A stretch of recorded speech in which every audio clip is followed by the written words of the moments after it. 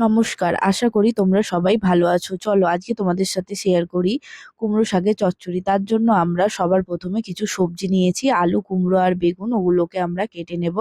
আর শাকটাকেও খুব ভালোভাবে পরিষ্কার করে কেটে নেব। কেটে নেওয়ার পর এই সমস্ত সবজি আর শাককে আমরা ধুয়ে নেব।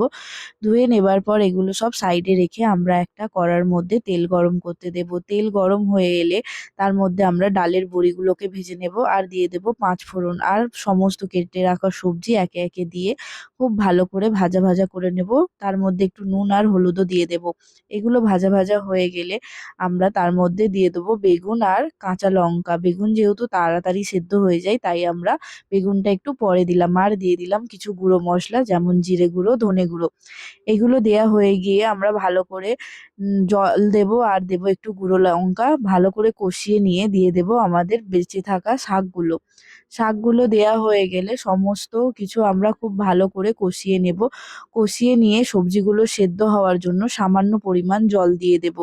জল দিয়ে ঢাকা দিয়ে আমরা রান্না করব সেদ্ধ হয়ে আসা অবধি। সেদ্ধ কিছুটা হয়ে এলে আমরা বড়িগুলো দিয়ে দেব আর দিয়ে দেব বাতাসা।